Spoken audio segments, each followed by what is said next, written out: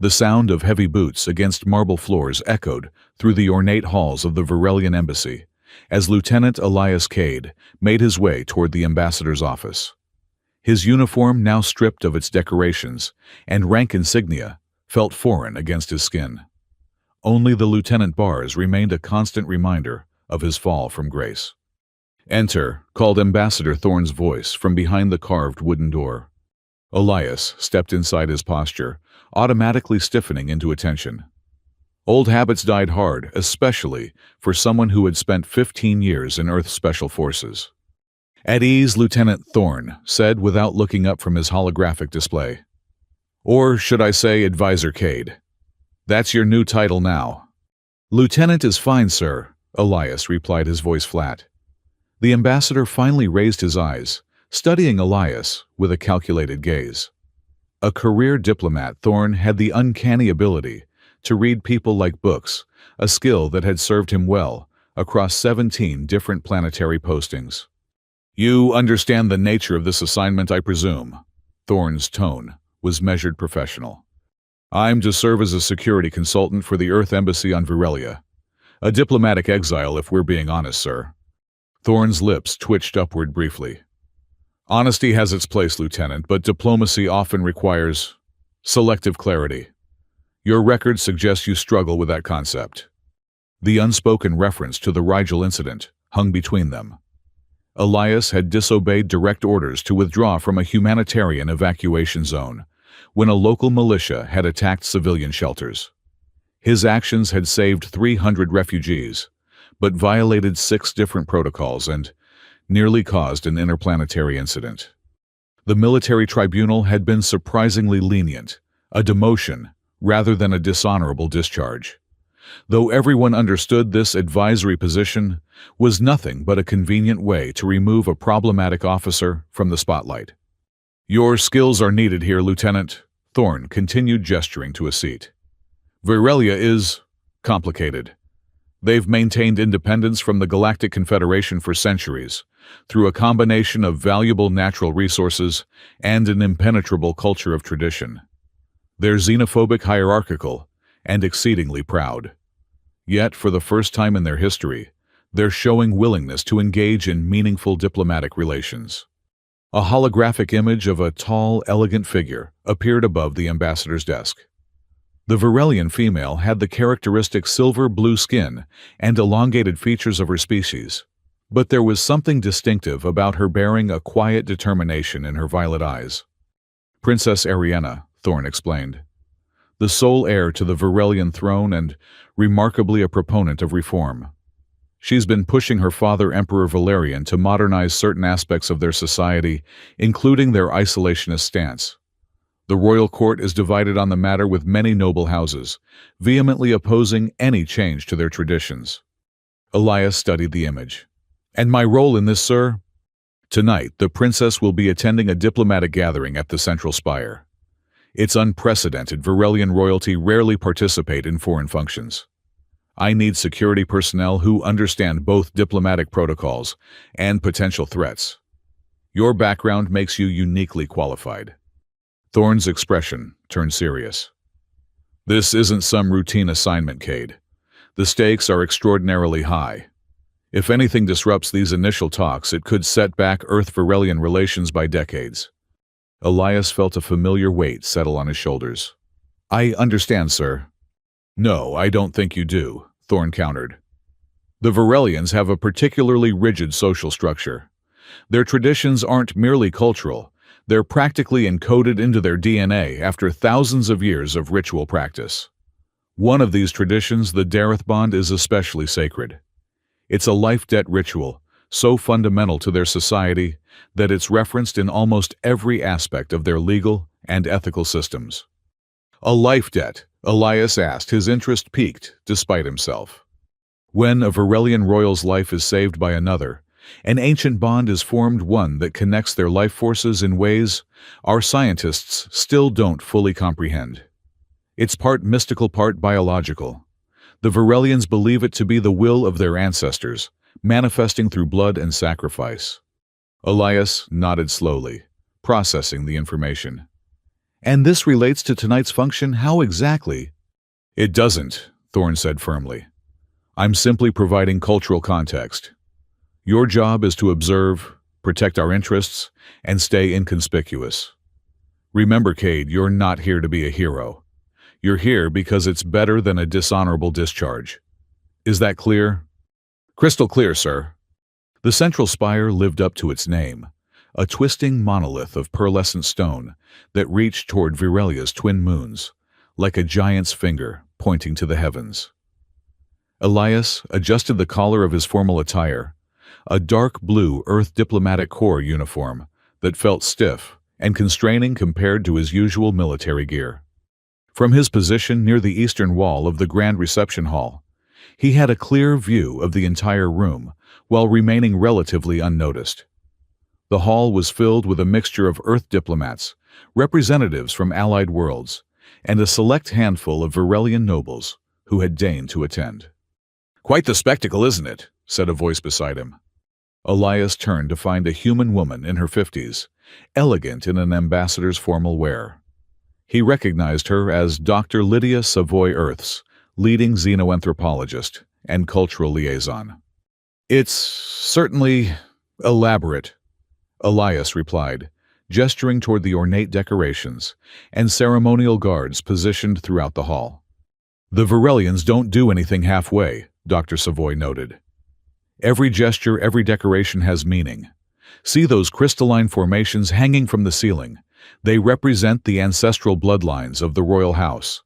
And those guards aren't just for show, they're sentinel elites sworn to the emperor since childhood. Their presence here is a significant honor." Elias nodded, his attention caught by a subtle shift in the room's energy. The assembled guests were turning toward the main entrance, where a herald had appeared.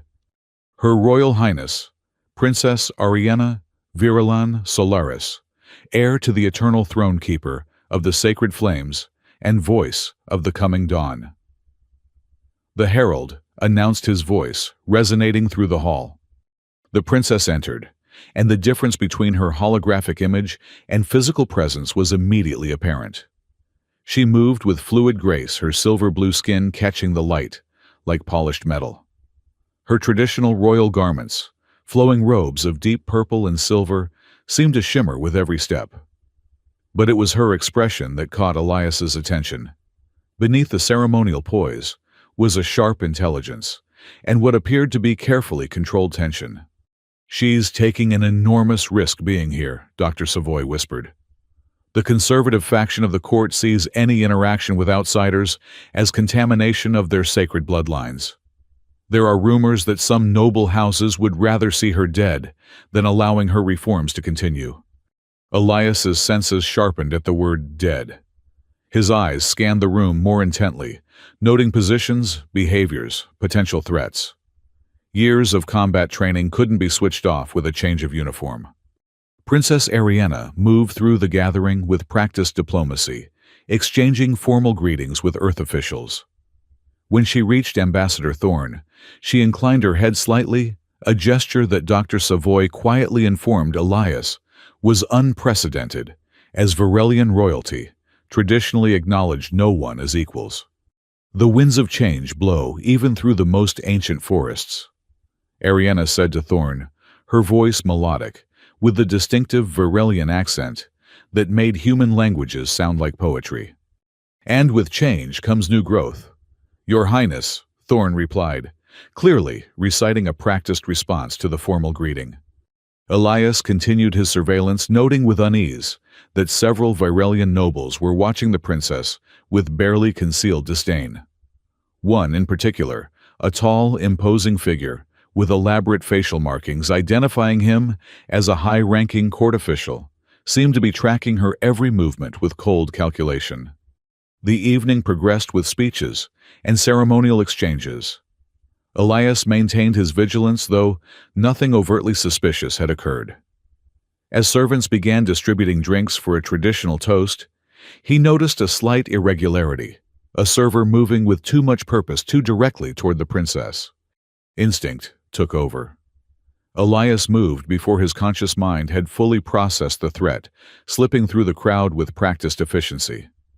The server's hand reached inside his ceremonial vest, emerging with a glint of metal, a ritual dagger with ancient symbols etched on its blade. Time seemed to slow. Elias saw the assassin's arm begin its arc toward the princess's exposed back. He saw the momentary widening of Ambassador Thorne's eyes as he too spotted the threat. He saw guards turning too distant to intercept. 3 long strides, and Elias lunged, placing himself between the blade and Ariana. Pain exploded across his chest as the ceremonial dagger sliced through his uniform and deep into flesh. He heard shouts, saw the shock on the princess's face as she turned, felt the warm flow of blood soaking his shirt. The would-be assassin was instantly swarmed by sentinel guards, but Elias barely registered this. His attention was fixed on the strange phenomenon occurring where his blood had spattered onto the floor. The droplets were glowing, pulsing, with an unearthly light that seemed to reach out toward the princess. Ariana's expression transformed from shock to recognition to what appeared to be horror. "No," she whispered, the single word heavy with implications Elias couldn't understand. As consciousness began to slip away, Elias saw the glowing blood forming intricate patterns on the marble floor patterns that matched the symbols on the ceremonial pillars throughout the hall. The last thing he registered before darkness claimed him was Ariana, dropping to her knees beside him, pressing her hand to his wound, and the sensation of ice and fire racing through his veins where her skin met his blood. "The Dareth bond awakens," someone said in a voice filled with awe and dread.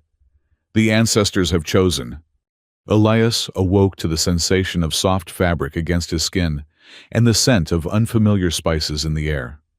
His eyes opened to a high dome ceiling inlaid with shimmering materials that caught the light like thousands of tiny stars.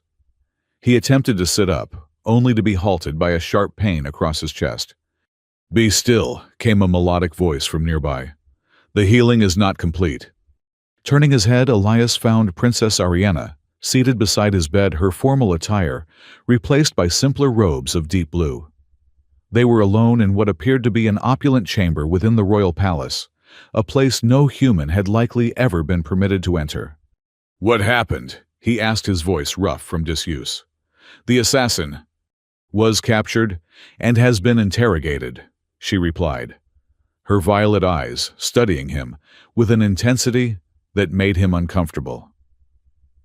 "He was hired by those who oppose my reforms, though he died before revealing which noble house orchestrated the attempt." "Died?" Elias questioned. "Our interrogation methods are thorough," she said without elaboration. "But that is not our most pressing concern." Elias noticed then that she was absently tracing a pattern on her wrist, a pattern that glowed faintly beneath her silver-blue skin. Looking down at his own chest, he saw that beneath the bandages covering his wound, a similar luminescence pulsed in rhythm with his heartbeat. "The Dareth bond," he said, remembering the ambassador's briefing. Ariana nodded gravely. "You understand the concept, then?" "Only vaguely. Something about a life debt tradition." She rose and moved to a carved stone basin in the corner of the room, dipping her fingers into what appeared to be glowing liquid. "It is far more than a tradition, Lieutenant Cade. It is the oldest and most sacred connection in our culture, a bond that transcends mere obligation." Returning to his bedside, she continued, "When you intercepted the blade, meant for me, when your blood spilled upon the ancestral symbols on our sacred ground, you triggered a biological and spiritual process that cannot be undone. Our life forces are now connected." Elias tried to process this information. "Connected how exactly?" "In stages," she explained. "The Dareth bond develops through 5 phases. We have completed only the first initiation through blood. The remaining 4 must be fulfilled according to ancient law, or—" She hesitated. Or we both will perish," she said simply. "The bond, once awakened, demands completion. If denied, it causes a wasting sickness that affects both participants. Our scientists have studied the phenomenon for centuries, but have found no way to sever an initiated bond." Elias stared at her in disbelief.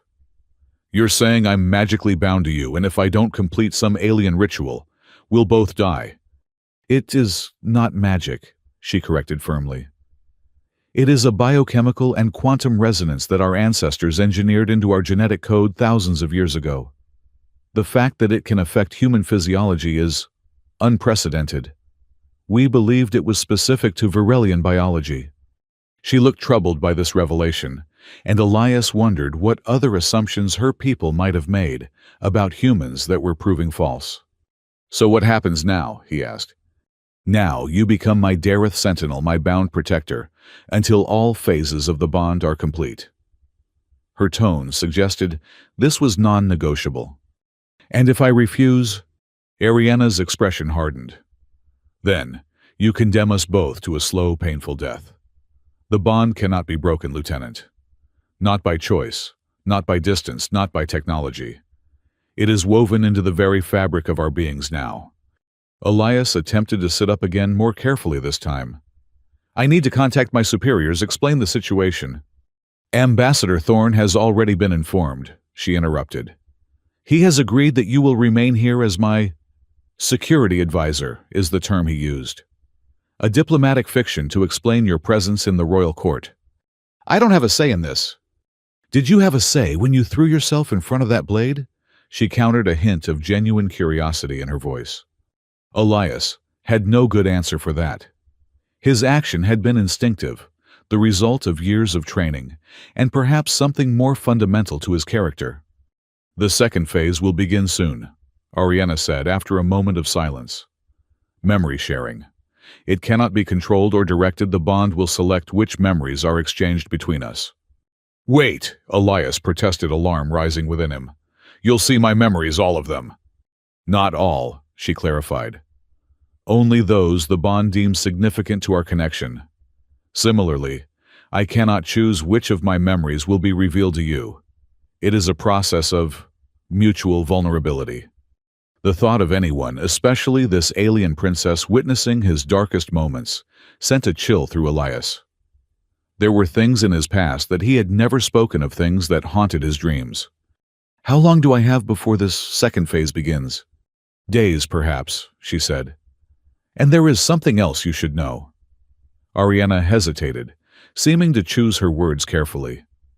My father, the Emperor, does not know the full extent of what has occurred. He has been told only that a human security officer prevented an assassination attempt and was injured in the process. Why keep the Dareth bond secret from him? Her violet eyes met his directly. Because when he learns that his only heir is now bonded to a human, there will be consequences that neither of us may be prepared to face. Elias's introduction to the Virelian royal court came 3 days later, once the palace physicians declared him sufficiently healed to walk. He had spent the intervening time confined to his chambers, learning about Virelian culture and politics from data feeds and occasional visits from Ariana, who seemed determined to prepare him for the complex social environment he was about to enter. The throne room of the Eternal Palace stretched longer than a football field, its walls lined with towering statues of previous emperors. The ceiling opened to the sky through a series of precisely cut crystal panels that scattered rainbow light across the assembled courtiers. At the far end, Emperor Valerian sat upon a throne, carved from a single piece of what appeared to be fossilized wood, its surface embedded with glowing minerals. Elias walked beside Ariana, painfully aware of the hundreds of Virelian nobles, watching his every move with expressions ranging from curiosity to unveiled disgust. He wore a specially designed uniform that blended Earth diplomatic corps styling with traditional Virelian elements, an attempt at cultural diplomacy that felt awkward and performative. Remember, Ariana murmured as they approached the throne. Speak only when directly addressed, maintain eye contact, but do not stare, and under no circumstances mention the bond. Emperor Valerian was imposing even by Virelian standards, his silver-blue skin bearing the additional markings of age and wisdom, constellation-like patterns across his forehead and cheeks. His eyes, the same violet as his daughter's, carried the weight of centuries of tradition. Father, Ariana said, performing a formal bow that Elias attempted to mimic. I present Lieutenant Elias Cade of Earth, who acted to preserve my life during the regrettable incident at the diplomatic function. The Emperor studied Elias with unreadable eyes. Approach, human, he commanded, his voice resonant and powerful. Elias stepped forward, feeling the weight of tradition and suspicion pressing down upon him. You intervened when my daughter's life was threatened, the Emperor stated. This action, while unexpected from an outsider, merits recognition. You will be granted the temporary status of honor guard during your recovery, and until diplomatic protocols for your return to Earth can be arranged.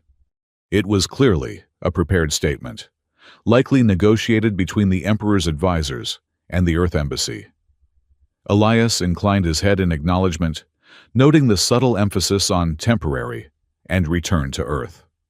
Thank you, Your Imperial Majesty, he replied, using the formal address Ariana had taught him. As he straightened, Elias became aware of a tall, austere Virelian watching him from the Emperor's right side. The male's facial markings identified him as a high-ranking noble, and the medallion around his neck bore the symbol of the Imperial Advisory Council. High Counselor Uxin, Ariana whispered, following his gaze. My father's most trusted advisor, and the most powerful voice for tradition in the court. Be wary of him. Uxin's eyes narrowed slightly as he noticed their exchange, and Elias had the distinct impression of being assessed as one might evaluate a potential threat or a useful tool. The formal presentation continued with ritualized exchanges, but Elias's attention was repeatedly drawn to Uxin, who never spoke, but seemed to observe everything with calculating precision. There was something familiar in that gaze, a quality Elias had seen in commanders who viewed soldiers as expendable assets rather than people. Later, as they left the throne room, Elias felt a strange sensation wash over him, a momentary disorientation, followed by what felt like a cool breeze across his consciousness. Beside him, Ariana faltered mid-step. It begins, she whispered, reaching out to steady herself against a pillar. The second phase. The world around Elias dissolved, replaced by images and sensations not his own. He was a child running through crystalline gardens, feeling the weight of expectations even then. He was an adolescent, standing before the ancestral flame during an initiation ceremony, understanding for the first time the isolation that came with royal blood. He was Ariana, watching her mother's burial, the weight of an empire settling onto her shoulders as the funeral pyres burned. Emotions that weren't his crashed through him: determination, loneliness, fierce intelligence constrained by tradition, and a desperate hope that her world could change without losing what made it sacred. When reality reasserted itself, Elias found himself on his knees in the corridor, Ariana similarly positioned across from him. Her eyes were wide, filled with the same shock he felt. You, she began, her voice unsteady. The settlement on Rigel 4. You defied orders to save those refugees. Elias swallowed hard, knowing exactly which memory she had witnessed his most defining failure and act of conscience combined. Yes, you chose those lives over your career, your future. It wasn't a question, but a realization. I couldn't leave them to die. The simple truth that had cost him everything professionally. Around them, court officials and guards were gathering, concerned by their sudden collapse. Ariana composed herself quickly, rising to her feet with practiced royal dignity. A momentary weakness from my recent ordeal, she announced smoothly. The human's injury appears to have reopened slightly. We will retire to the healing chambers. It was a convenient fiction that allowed them to withdraw from public view, escorted by guards to Ariana's private quarters. Once alone, she turned to him, her expression transformed by what she had experienced. You were punished for saving lives, she said, still processing the concept. On Virelia, such an act of honor would be rewarded, not condemned. Earth military has a different view of honor, Elias replied, still reeling from the memories he had witnessed. Following orders is paramount, even when those orders conflict with... He struggled to find the right words. With the value of life itself, she finished for him.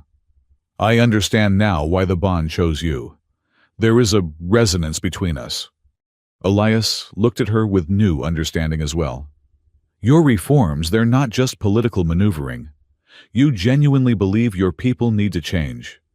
As you believed those refugees needed to be saved regardless of the cost to yourself. She moved to a window overlooking the capital city, its spires glowing in the light of the setting suns. The Dareth Bond does not make mistakes, Lieutenant Cade.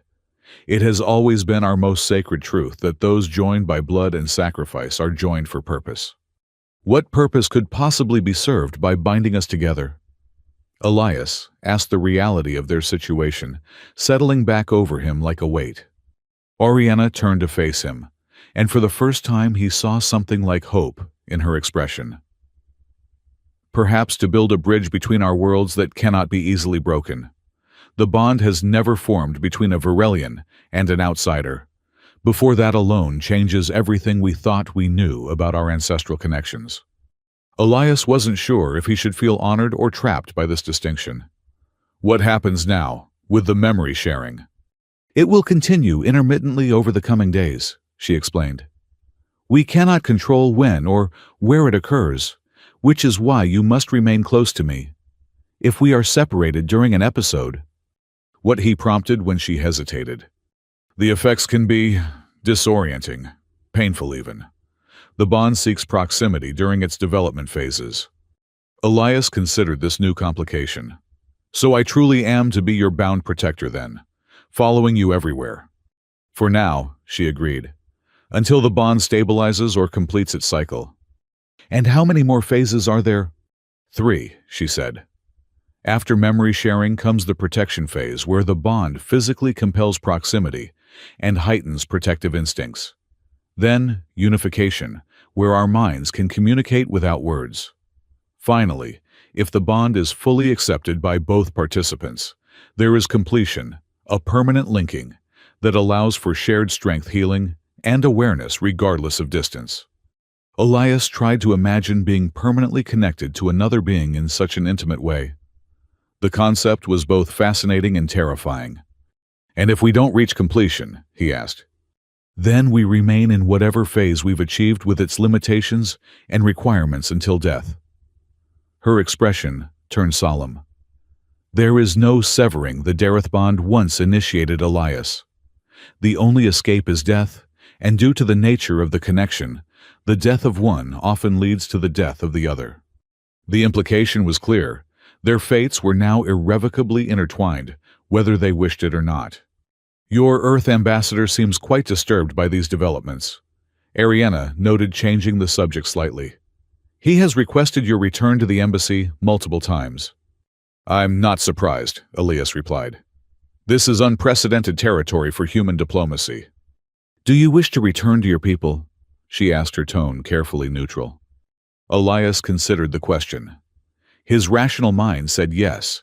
He needed to report to his superiors to be examined by human doctors, to find some way to verify or potentially counter Ariana's claims about the bond. But another part of him, growing stronger with each passing hour, recoiled at the thought of separation from her. I need to at least communicate with them, he answered finally. They'll want to understand what's happening. Of course, she agreed. I shall arrange a secure communication channel. But Elias, her use of his first name caught his attention. Be cautious about how much you reveal. There are factions within my court who would view this bond as an abomination, a corruption of our most sacred tradition.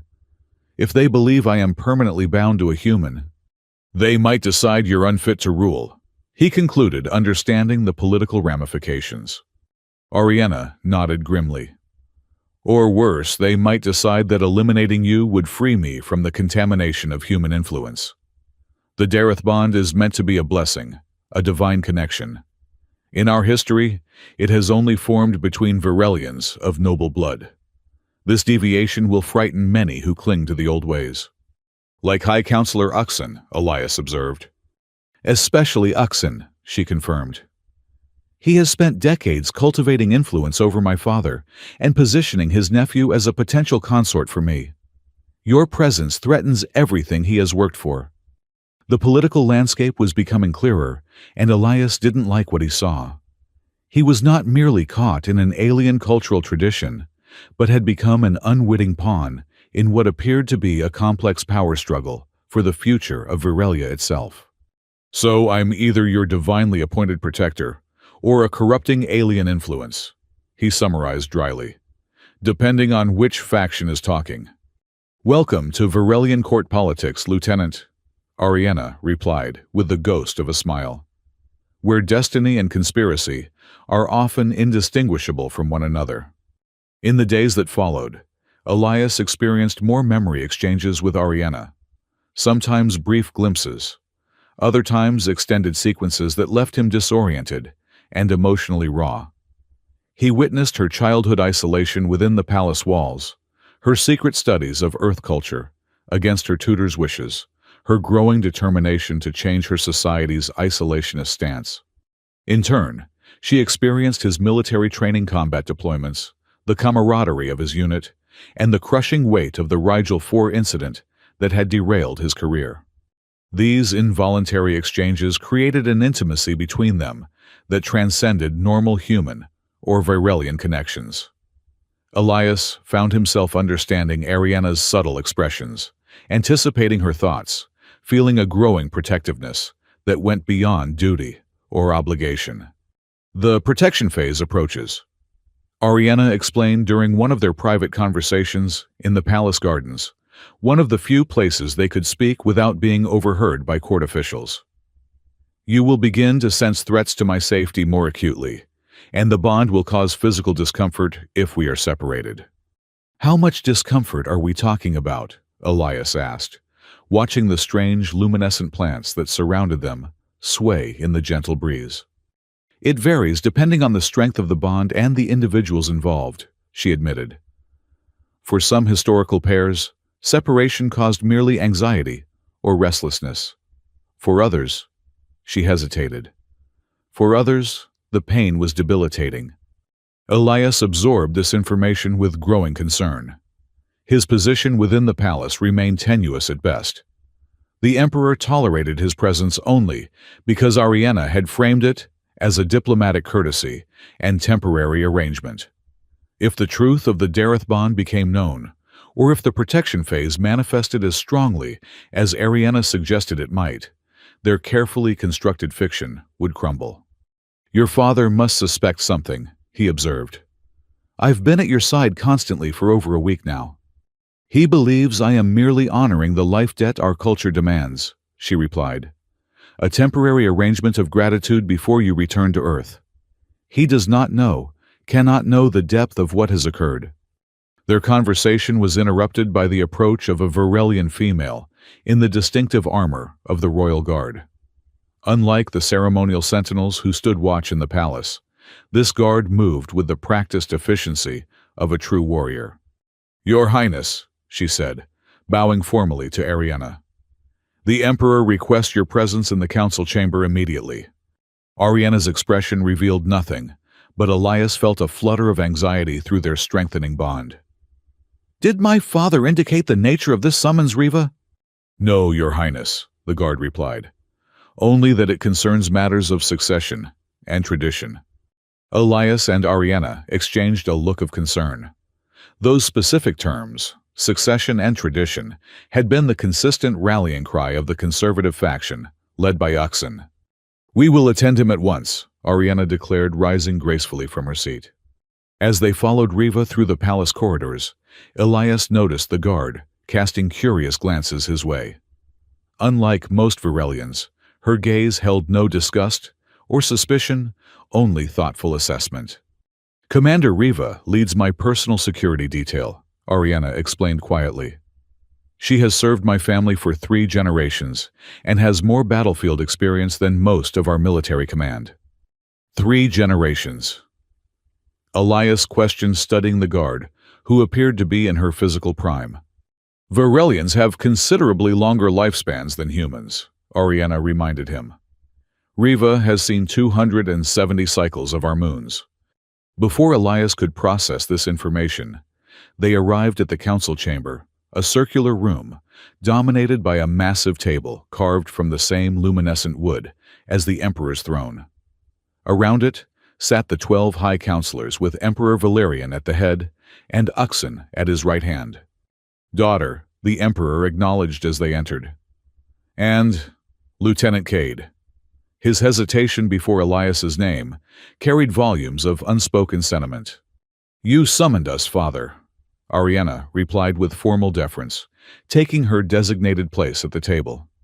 Elias remained standing behind her chair, as was appropriate for a guard, rather than a council member. "The council has been discussing matters of great importance to the future of our empire." Valerian began, his tone measured. "High Counselor Uxin has brought forward concerns regarding succession and the preservation of our sacred bloodlines." Uxin's thin lips curved into what might generously be called a smile. "Your Highness, we have observed with growing concern your continued association with the human officer. While gratitude for his intervention is appropriate, the extended nature of this arrangement has raised questions about adherence to our most sacred traditions. Lieutenant Cade serves as my honored guard while recovering from wounds sustained in my defense," Ariana replied smoothly. "This is in keeping with our traditions of acknowledging life debts." "Indeed," Uxin agreed with false pleasantness. "However, tradition also dictates that such arrangements be temporary and ceremonial. The lieutenant has been at your side constantly, including during matters of state and private audiences. This exceeds traditional boundaries." Elias felt tension radiating from Ariana, though her face remained impassive. Furthermore, Uxin continued, "The time has come to address your future princess. As sole heir to the eternal throne, your marriage and continuation of the royal bloodline cannot be delayed indefinitely. The council proposes that formal courtship rituals begin immediately, with appropriate noble candidates from the ancient houses." And there it was the real purpose of this meeting. Uxin was moving to secure Ariana's marriage to a conservative noble, likely his own nephew, before her reforms could gain too much traction. "I am honored by the council's concern for our bloodlines," Ariana responded diplomatically. "However, my focus remains on the modernization initiatives that will secure Virelia's position in the changing galactic landscape. Marriage considerations can wait until these crucial matters are addressed." Uxin's expression hardened almost imperceptibly. "With respect, Princess tradition demands that bloodline security take precedence over policy initiatives, particularly experimental ones involving increased contact with outsiders." The way he said "outsiders" while glancing at Elias made the word sound like a communicable disease. "The princess has demonstrated considerable wisdom in her reform proposals," interjected another counselor, an older female with elaborate silver markings around her eyes. "Perhaps tradition can accommodate some measure of innovation without sacrificing its core principles." A murmur of mixed agreement and protest rippled through the council. Elias observed the division among the members, mentally cataloging who appeared to support Ariana and who aligned with Uxin. "Innovation is welcome when it strengthens our people," Uxin countered. "But certain traditions are immutable because they preserve the very essence of what makes us Virelian. The sacred bloodlines, the ancestral bonds, these cannot be compromised without risking our identity as a civilization." Emperor Valerian, who had been listening silently, finally spoke. "Both perspectives have merit. My daughter's vision for our future shows foresight. Yet Counselor Uxin's concern for our traditions is equally valid. We must find a path that honors both."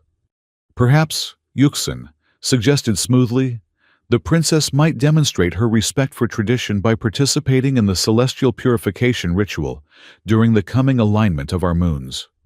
Such a public recommitment to our ancestral ways would reassure those concerned about her progressive tendencies." Elias felt a spike of alarm from Ariana at the mention of this ritual, though her external composure never wavered. "The purification is an ancient and sacred ceremony," she acknowledged. "I would need time to prepare properly for such an undertaking." "Of course," Uxin agreed magnanimously. 3 days should be sufficient. The alignment begins then, and the ritual must be performed at its peak. The Emperor nodded in agreement. It is decided then. Ariana will undergo the purification, and afterward we shall revisit the question of courtship and succession planning. As the council session concluded, and they departed, Elias waited until they were in a private corridor before questioning Ariana. What is this purification ritual, and why did it concern you? Her expression was troubled as she led him toward a secluded alcove. It is one of our oldest ceremonies, a ritual cleansing meant to purge external influences and reconnect a Virelian to their ancestral essence. It involves isolation in the sacred temples, fasting meditation, and exposure to certain substances that enhance connection to our genetic memory. That doesn't sound particularly sinister, Elias observed cautiously. In itself, it is not, she agreed. But Uxan's insistence on this specific ritual at this specific time is suspicious.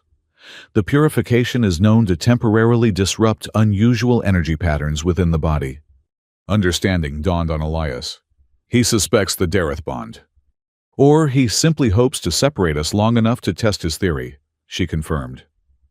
The ritual requires absolute isolation.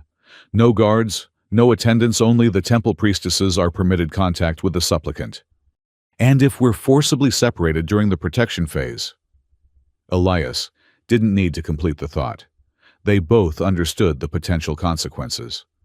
Precisely, Ariana said grimly. If the bond has progressed as I believe it has, the separation could cause significant distress, perhaps enough to reveal the truth of our connection to everyone. Elias considered their limited options. Could you refuse the ritual? Not without raising even more suspicion and potentially offending my father, she replied. The Emperor's suggestion is as good as a command. Then we need a contingency plan, Elias decided. A way for me to remain close enough to maintain the bond without violating the ritual's isolation requirements. Ariana looked thoughtful. The sacred temples stand in the Hill of Ancestors several miles from the palace. They are ancient structures, portions of which predate even our written history. There may be possibilities. Their planning was interrupted by the approach of Commander Riva, who bowed formally before speaking in a lowered voice. Your Highness, I must speak with you urgently regarding security arrangements for the purification ceremony. Ariana nodded. Of course, Commander. Please accompany us to my chambers where we can discuss this privately. Once securely within Ariana's private quarters, Riva's demeanor changed subtly, her formal rigidity, giving way to what appeared to be genuine concern. Princess, I must advise against participating in this ritual under current circumstances, she stated bluntly. There are irregularities in the Council's preparations that worry me. What sort of irregularities? Elias asked. Riva gave him an appraising look before answering. High Counselor Uxan has personally selected the priestesses who will conduct the ceremony, all from noble houses, aligned with his faction. This is unusual. Traditionally, the temple elders choose based on spiritual qualifications, not political affiliations. Is there any precedent for this? Ariana inquired. None in recent history, Riva confirmed. Additionally, Uxan has ordered his personal guard to secure the temple perimeter, rather than the royal sentinels, who would normally perform this duty. The implications were clear. Uxan was creating conditions where he would have complete control over Ariana during the ritual, with no loyalist nearby to intervene if something went wrong. He's isolating you, Elias concluded, cutting you off from anyone who might interfere with whatever he's planning. Ariana's expression hardened with resolve. Then we must ensure his plan fails. Commander Riva, I need to know if there are any among the temple staff who remain loyal to the crown above the council. Elder Sonai served your mother and maintains the old ways, Riva replied without hesitation. She has no love for Uxan's political maneuvering within sacred spaces. Can you get a message to her without arousing suspicion? Riva nodded. I can, Your Highness. Good. Tell her I require information about the ancient passages beneath the Hill of Ancestors, specifically any that connect to the purification chamber. Ariana turned to Elias. The temples were built above extensive cave systems that our ancestors used for various purposes. If these passages still exist, I could remain close enough to maintain the bond without being detected. Elias finished understanding her plan. Precisely, she turned back to Riva. Commander, what I am about to share with you must remain absolutely confidential, even from your most trusted officers. Riva straightened her expression solemn. I am bound by blood oath to your line, princess. Your secrets are mine to protect with my life.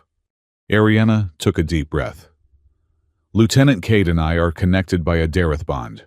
It activated when he intercepted the assassination attempt.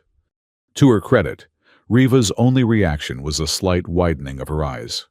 A Dareth bond, with a human that is unprecedented, and potentially dangerous if Yuxin discovers it before I can secure my position, Ariana confirmed. The bond is progressing rapidly. We believe it will enter the protection phase, soon making separation physically dangerous for both of us. The timing of the purification ritual is no coincidence then, Riva concluded. Yuxin must suspect something. Or he's creating conditions that will force the truth to reveal itself, Elias suggested. Either way, we need a solution that keeps me close to Ariana without violating the ritual's protocols. Riva considered this challenge with the tactical precision of a veteran commander. The passages beneath the temples might work, but they haven't been used in generations. They could be collapsed or guarded by ancient security measures. What kind of security measures? Elias asked. Our ancestors were inventive in their protections, Riva replied cryptically. Biological, mechanical, sometimes combining elements of both. Many of their methods have been lost to time. We have 3 days to prepare, Ariana said, redirecting the conversation to immediate necessities. Riva, contact Elder Sonai as soon as possible. We need maps of those passages and information about any remaining security systems. And I need to understand exactly what this purification ritual entails, Elias added. The specific procedures, timing, everything, so we can identify when you'll be most vulnerable. Ariana nodded in agreement. I'll provide everything I know about the ritual, but we must also prepare for the possibility that Yuxin has altered the traditional procedures to serve his purposes. One more thing, Riva interjected. If you truly share a Dareth bond, then according to the ancient texts, you should be developing certain abilities.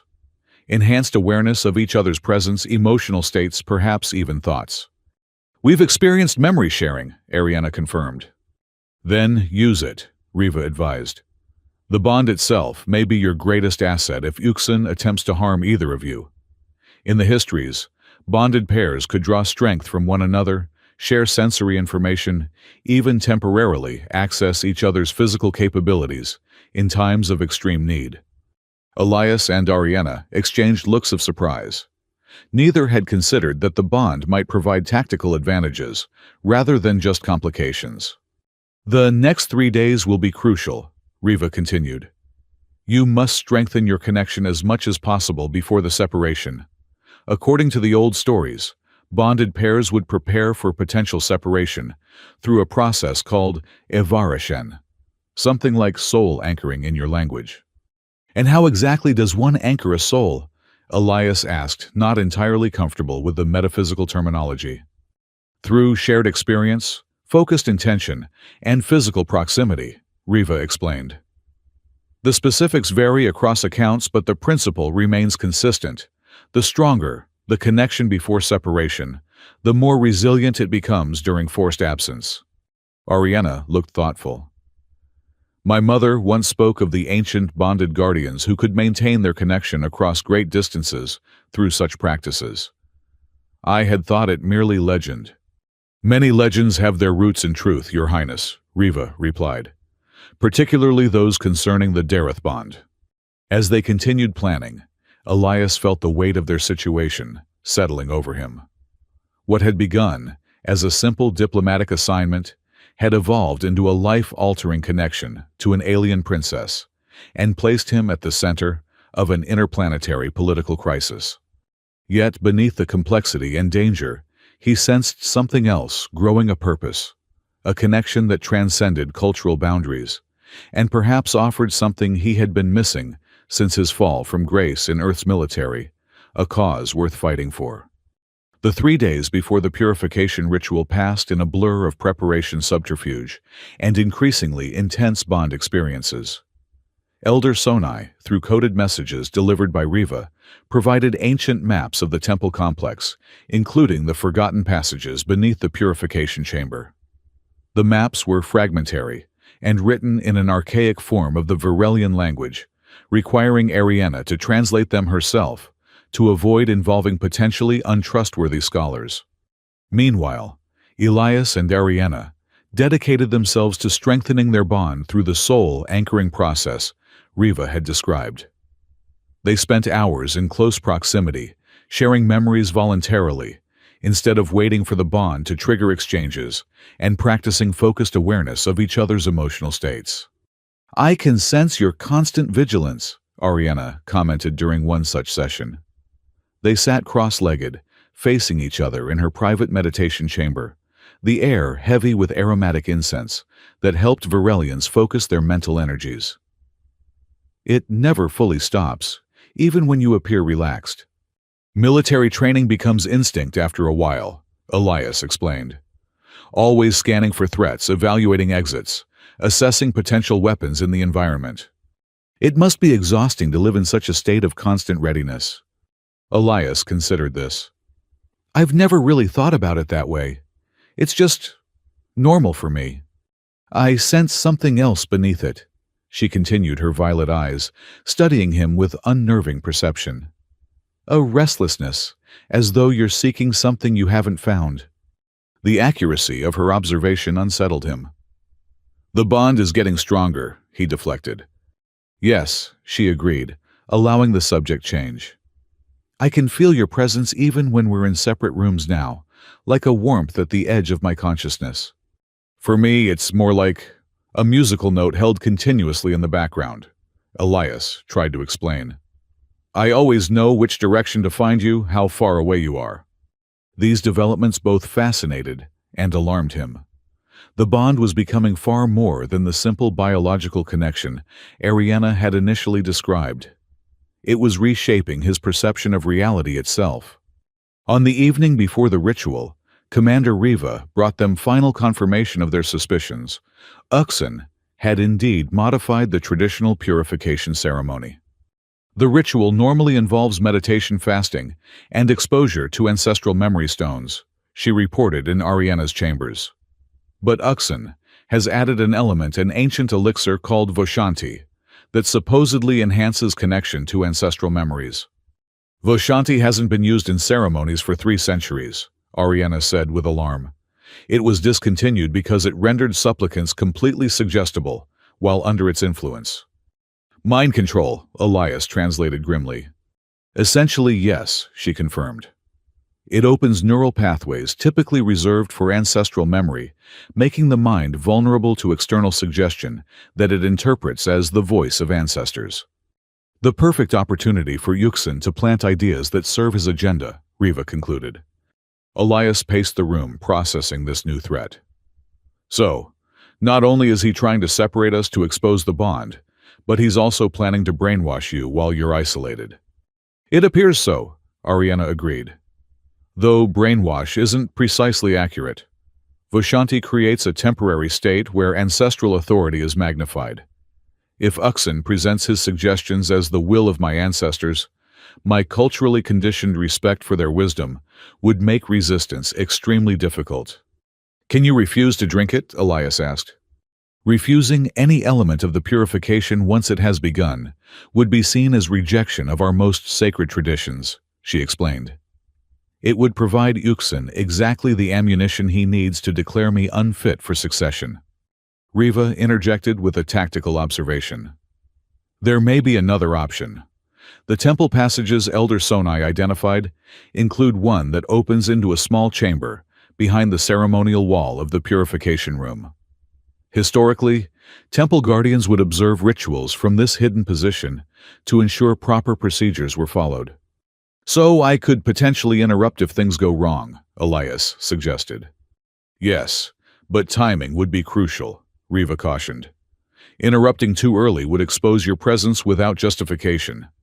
Too late and whatever Yuxin has planned might already take effect. We need a signal, Ariana decided. Something that would tell you when intervention is necessary. The bond itself could provide that, Elias suggested. If you're in genuine distress, I should be able to sense it now. Ariana nodded in agreement. And I'll attempt to project a specific thought pattern. If I detect manipulation or danger, the memory of the assassination attempt. It's vivid enough in both our minds to be recognizable through the bond. As they finalized their plans, Elias felt the bond between them pulse with a new intensity. The protection phase was fully manifesting now, creating an almost physical sensation of connection, like an invisible tether, linking them together. Remember, Riva advised as they concluded their preparations, the temple passages are ancient and may contain defenses designed to keep outsiders away from sacred chambers. Move carefully and respect any symbols or markings you encounter. Our ancestors believed in protecting sacred spaces both physically and spiritually. I'll remember, Elias promised, though he privately wondered how he would recognize ancient Virelian security measures, let alone circumvent them. As if sensing his concern, Ariana took his hand, the contact sending a wave of warmth through the bond. Trust in what we've built these past days, she said softly. The bond will guide you when knowledge fails. The night before the ritual, as Elias tried to rest in preparation for the challenges ahead, he experienced the most vivid memory exchange, yet not a fragmented glimpse, but a complete immersion in Ariana's past. He found himself standing in a vast ceremonial hall as a much younger Ariana, watching her mother, Queen Sorella, address the royal council. The Queen's passionate advocacy for cautious engagement with the wider galactic community was met with resistance from younger versions of faces he now recognized, including Uxin, already positioned as a voice for isolationist tradition. In the memory, Ariana felt both inspired by her mother's vision and terrified of the opposition it generated. When the session ended, she followed her mother to a private garden, where the Queen knelt to her daughter's level. Remember, Ariana. Queen Sorella said, her voice resonant with conviction. Tradition exists to guide us, not to imprison us.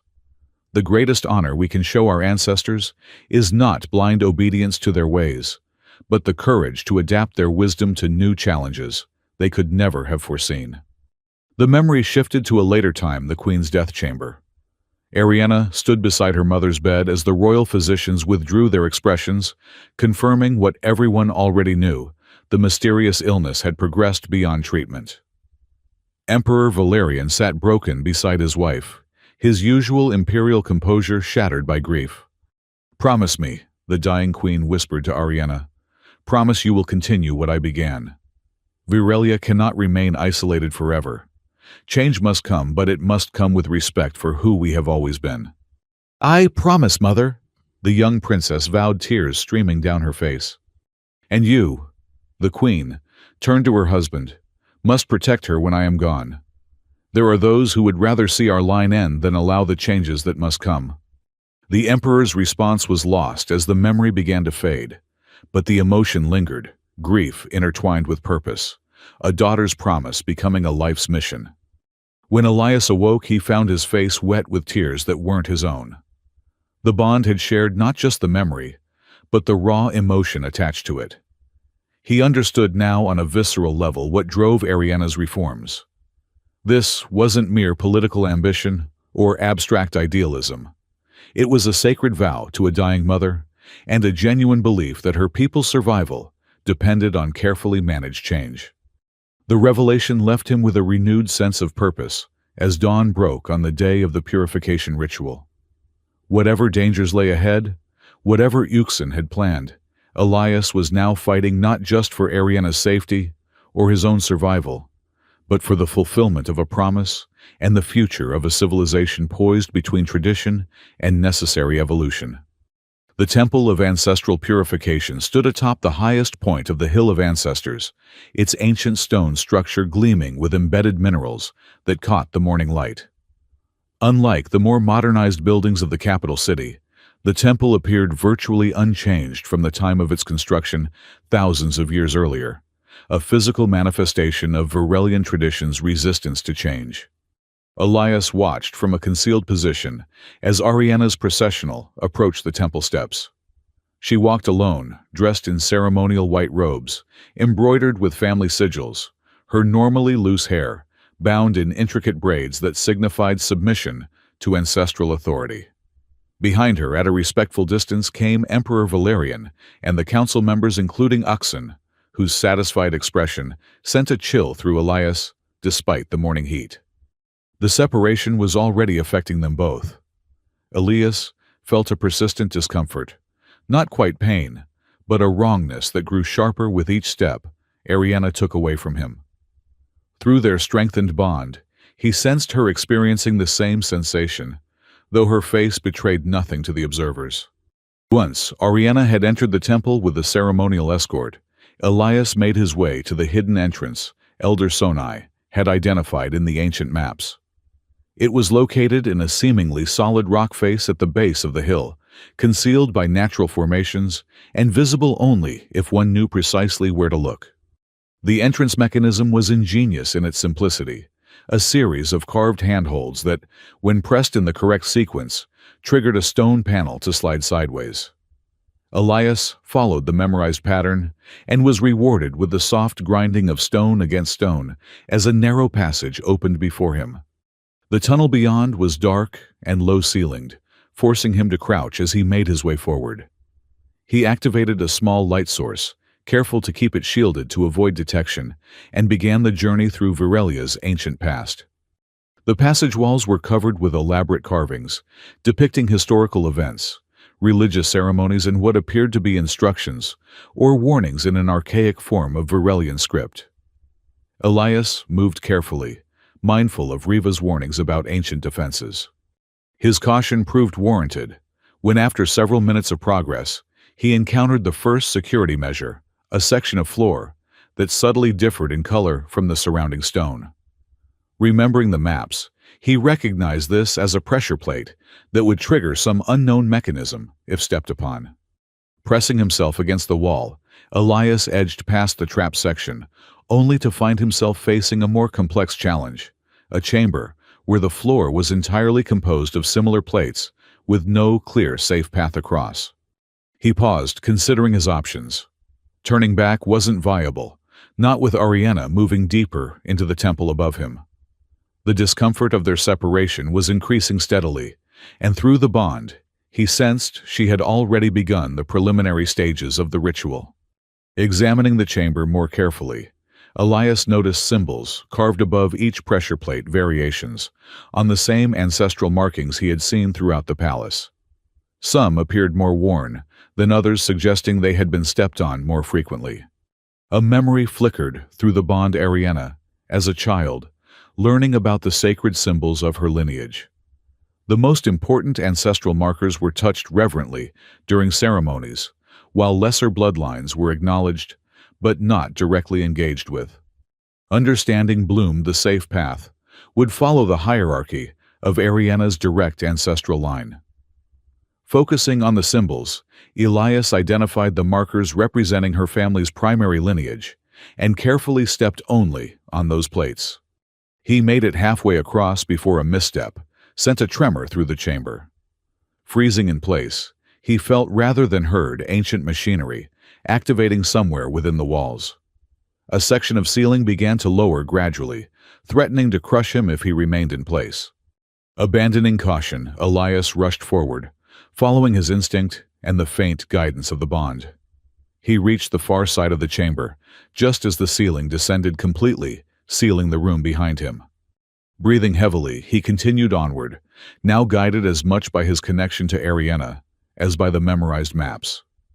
The discomfort of separation had evolved into a dull, persistent ache that centered in his chest, where the ceremonial dagger had struck him weeks earlier. Through the bond, he sensed Ariana's growing unease as she progressed through the ritual's opening phases. The temple priestesses, Uxan's selected loyalists, were leading her through initial purifications, involving water smoke and chanted invocations. Soon, they would reach the crucial moment when the Voshanti elixir would be administered. Elias quickened his pace, navigating two more security measures, a section where specific hand patterns needed to be pressed into the wall, and a narrow bridge over what appeared to be a bottomless chasm. The latter particularly tested his resolve, as the ancient stone creaked alarmingly beneath his weight. Finally, after what felt like hours, but was likely less than one, he reached the hidden observation chamber behind the purification room. A small, perfectly crafted opening in the stone wall allowed limited visual access, while remaining essentially invisible from the other side. Peering through, Elias saw Ariana kneeling in the center of a circular room. She was surrounded by 7 priestesses in elaborate ceremonial attire, each holding a different ritual implement. Behind them, seated in specially designated alcoves, were Emperor Valerian and the council members, their positions elevating them above the ceremony, while allowing them to witness it. Uxan sat closest to the emperor, occasionally leaning toward him, to whisper comments that Valerian acknowledged with slight nods. The counselor's expression remained outwardly reverent, but Elias detected an undercurrent of anticipation that confirmed their suspicions about his intentions. The lead priestess, a severe-looking woman with extensive facial markings, approached Ariana, carrying an ornate chalice that emitted faint wisps of greenish vapor. The Voshanti elixir had been prepared. Through their bond, Elias felt Ariana's determination mingled with apprehension. She knew what was coming and had prepared herself mentally as best she could, but the Voshanti's effects were powerful and largely unavoidable. Princess Ariana Virilan Solaris. The priestess intoned her voice, carrying the weight of centuries of tradition. This sacred elixir will clear your mind of external influences and open your consciousness to the wisdom of your ancestors. Drink and be purified. As Ariana accepted the chalice, Elias felt her project a clear thought toward him. I will resist as long as possible. Be ready. She drank, and the effect was almost immediate. Through their bond, Elias experienced a disorienting surge, as Ariana's consciousness expanded and fragmented simultaneously. Colors became more vivid, sounds, more textured, and time itself seemed to flow irregularly. Most significantly, her mental barriers thinned, leaving her thoughts exposed and malleable. The priestesses began a rhythmic chant, guiding Ariana deeper into the trance state. She swayed slightly, her eyes unfocused, as ancestral memories began to surface.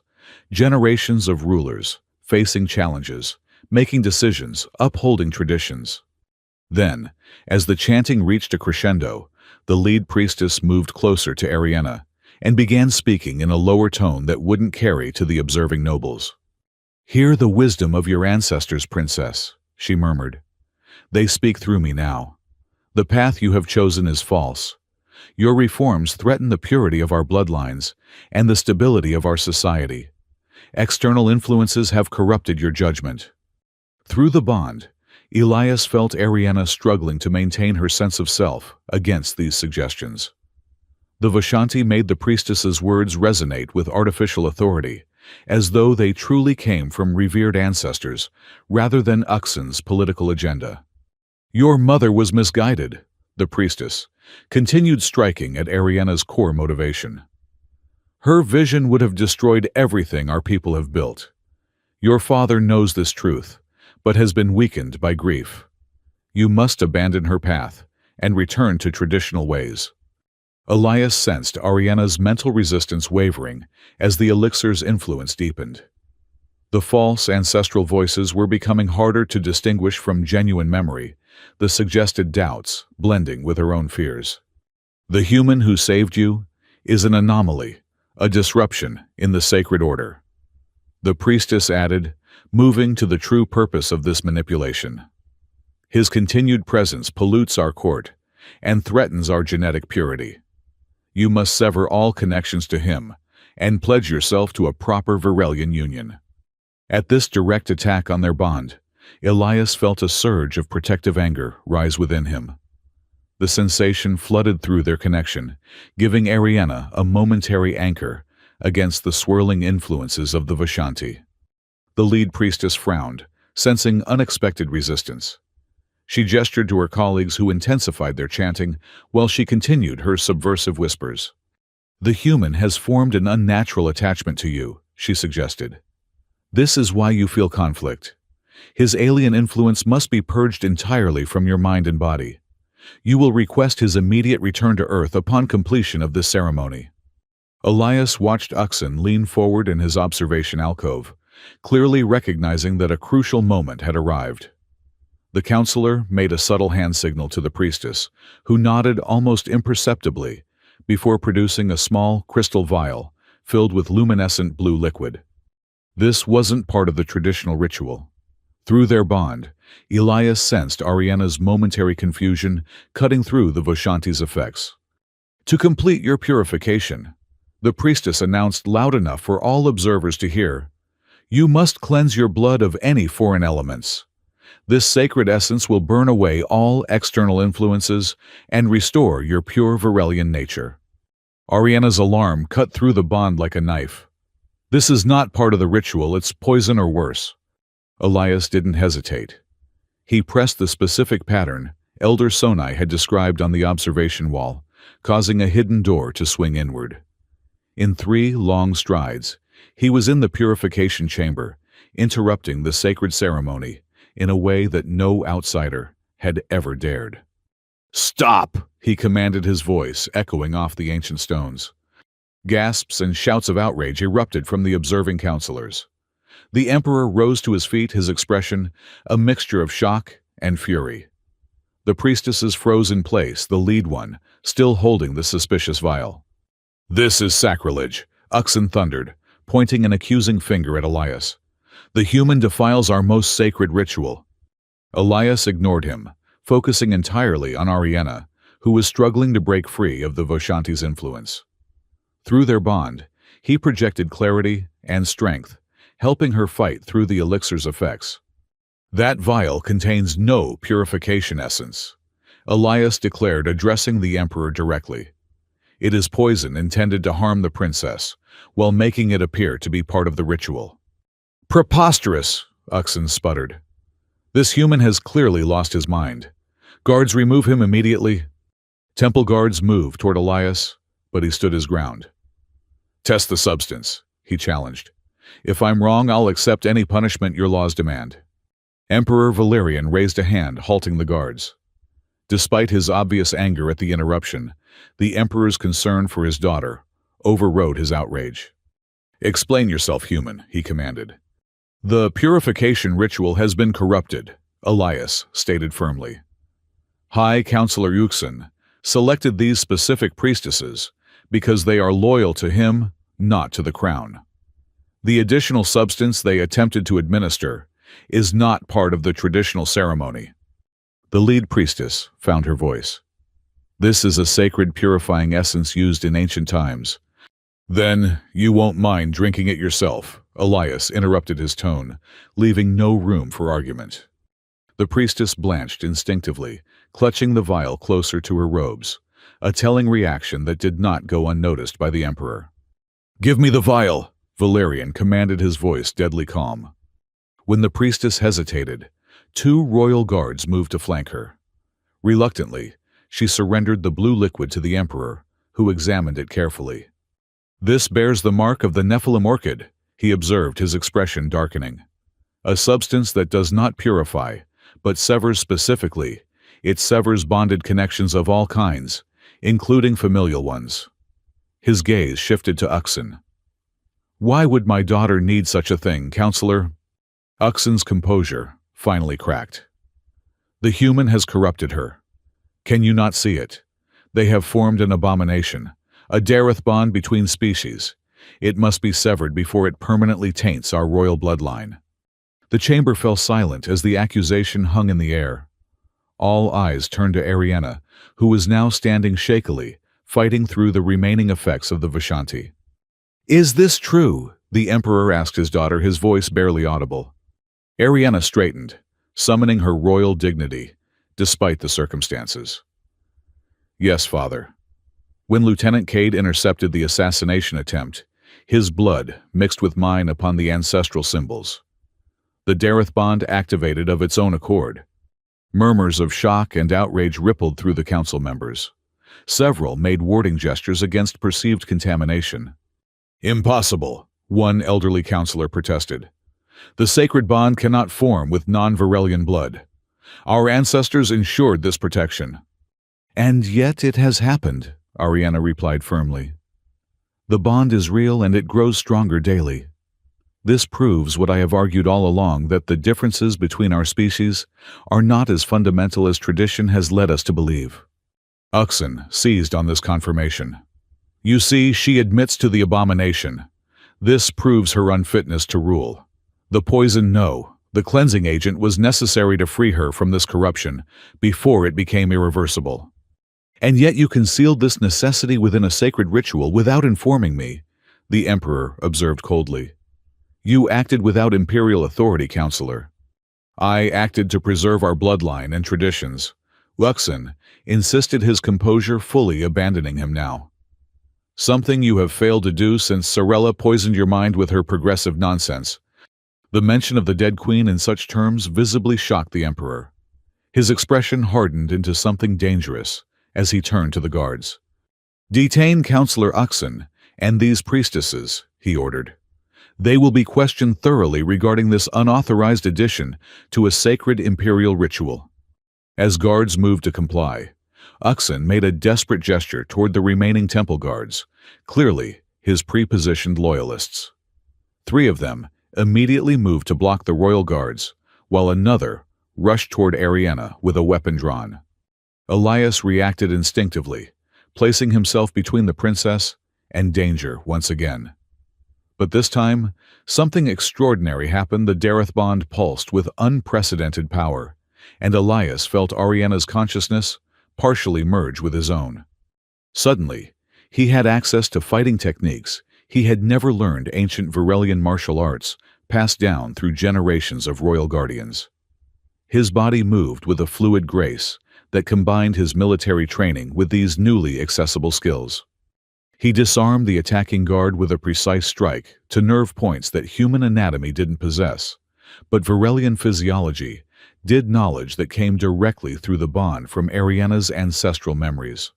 Similarly, Ariana found herself accessing Elias's combat awareness, anticipating threats from multiple directions simultaneously. Together, moving as a coordinated unit, linked by the bond, they neutralized the immediate danger, while the loyal royal guards engaged with Uxan's remaining supporters. Uxan himself, seeing his plan crumbling, made a desperate lunge toward the Emperor with a concealed blade. Elias sensed the attack through the bond, Ariana's heightened awareness of court dynamics, recognizing the subtle shift in Uxan's posture before he moved. "Father, behind you!" Ariana cried out. The Emperor turned just in time to avoid the full force of the strike, receiving only a glancing wound to his shoulder. Royal guards immediately subdued Uxan, forcing him to his knees, before the Emperor he had just attempted to assassinate. "Treason!" Valerian pronounced, his voice vibrating with controlled fury. "Against the crown, against your sacred oaths, against the very traditions you claim to protect." Uxan glared defiantly. "I acted to protect Virelia from corruption. History will vindicate me when your daughter's human-tainted bloodline destroys everything our ancestors built." The Emperor regarded his former advisor with cold disdain. "You will have ample time to contemplate historical vindication in the isolation cells beneath the palace." As guards led Uxan and his co-conspirators away, Valerian turned his attention to Elias and Ariana. His expression was unreadable as he studied them, particularly the faint luminescence that pulsed visibly beneath their skin where the bond was strongest. "We have much to discuss," he said finally. "About this bond, about its implications, and about the future of Virelia. But not here. This sacred space has been defiled enough today." He addressed the remaining counselors. The full council will convene tomorrow at midday to address these unprecedented events. As they departed the temple, Elias and Ariana walked side by side, their connection humming with renewed strength after the temporary separation. Through the bond, they shared a mixture of relief, uncertainty, and determination. What happens now? Elias thought, finding that direct mental communication came more easily after their partial consciousness merger during the fight. We face the council together, Ariana replied similarly. And we proved that the Dareth Bond's choice was not a mistake or an abomination, but perhaps the beginning of a new understanding between our peoples. Elias wasn't sure if such optimism was warranted given the horrified reactions of many counselors, but one thing had become abundantly clear: their fates were now inextricably linked, not just by the bond, but by the political earthquake they had just triggered in Varelian society. The Great Hall of Ancestral Judgment had not been used for an official imperial proceeding in over a century. Its vast circular chamber, lined with statues of past emperors and empresses, created an atmosphere of solemn historical weight that no modern setting could match. The stone floor was inlaid with luminescent minerals that formed a complex pattern, representing the interconnected bloodlines of all noble Varelian houses, a visual reminder that any judgment rendered here affected not just individuals, but lineages stretching back millennia. Elias stood beside Ariana at the center of this imposing space, both of them positioned on the imperial house's symbol. Surrounding them in concentric circles were the remaining council members, the heads of major noble houses' military commanders, including Riva Earth diplomatic representatives, led by Ambassador Thorn, and various religious and cultural leaders. Emperor Valerian sat upon a temporary throne elevated above the proceedings. Despite the wound from Uxan's attack, he projected imperial authority, his face set in an expression of solemn purpose. We gather to address matters unprecedented in our history. The emperor began, his voice carrying effortlessly through the acoustically perfect chamber. The attempted assassination of Princess Ariana, the treasonous conspiracy of High Counselor Uxan, and most significantly for our future, the formation of a Dareth bond between the heir to the eternal throne and a human officer. Murmurs rippled through the assembled dignitaries, though no one dared interrupt the emperor directly. Before judgment is rendered, Valerian continued, we shall hear testimony from all relevant parties, beginning with the bond-bearers themselves. Ariana stepped forward, first every inch the royal heir, despite the uncertainty of her position. Honored father, esteemed council, noble houses of Varelia, she began, her voice clear and confident. The Dareth bond that now connects Lieutenant Elias Cade and myself, activated through no deliberate action on either part.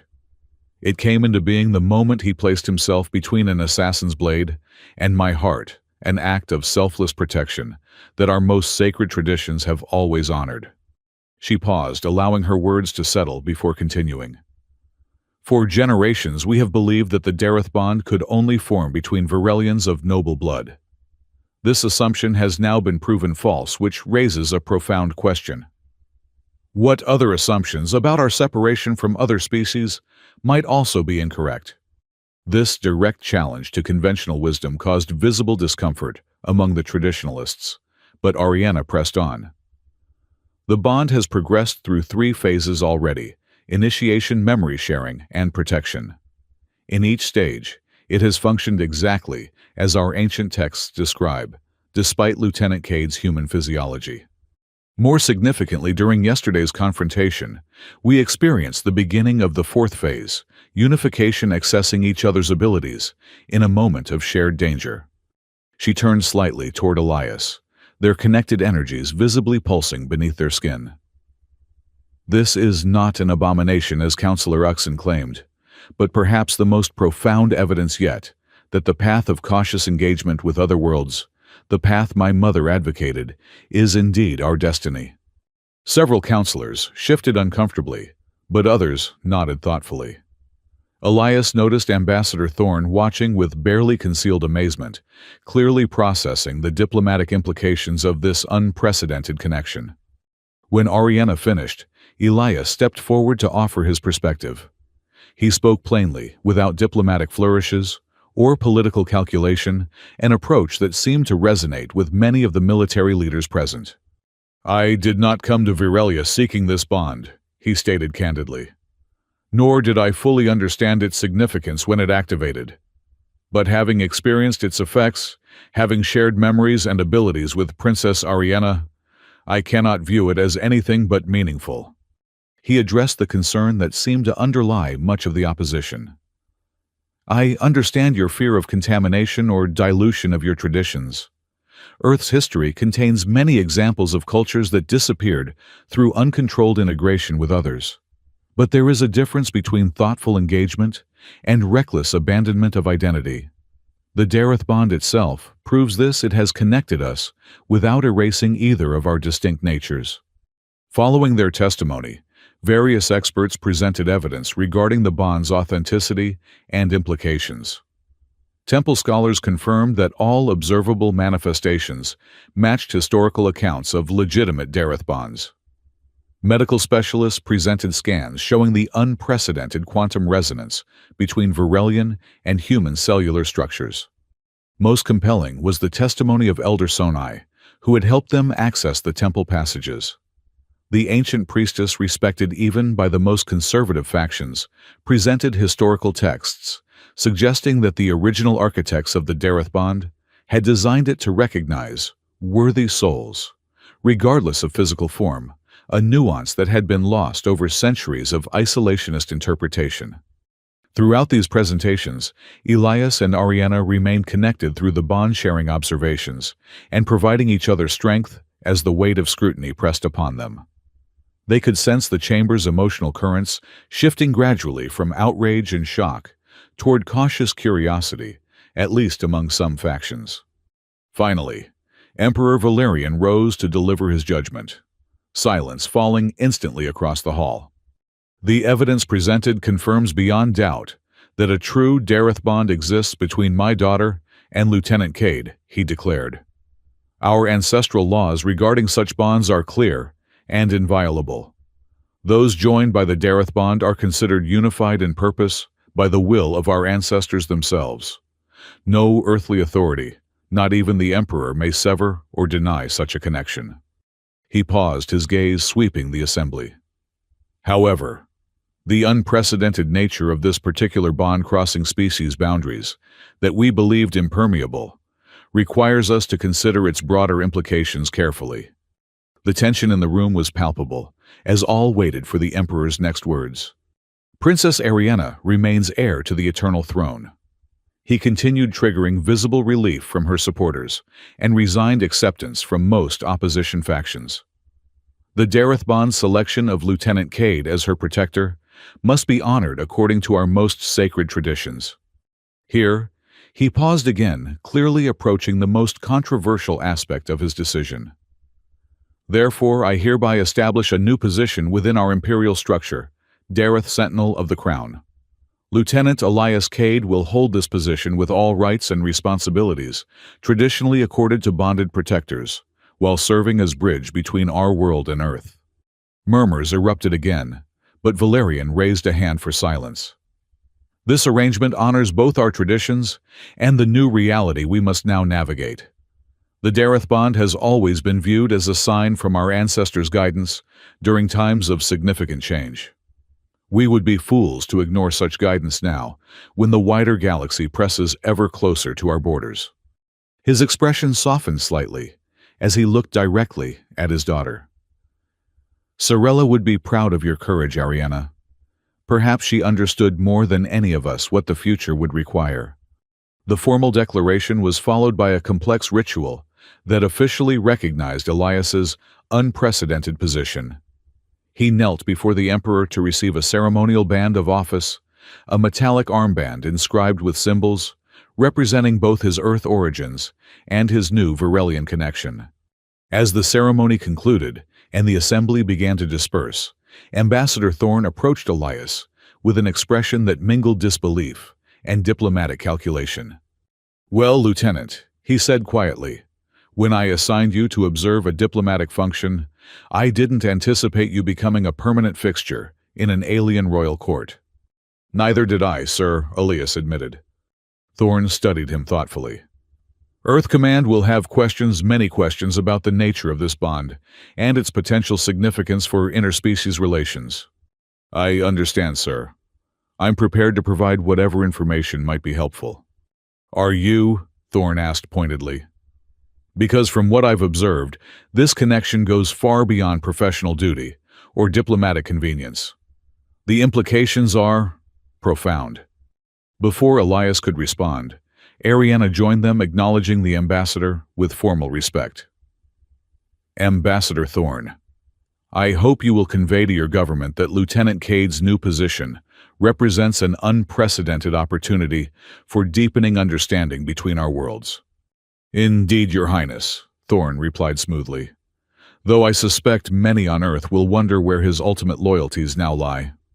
The question hung in the air, its significance extending beyond mere diplomacy to the core of Elias's identity.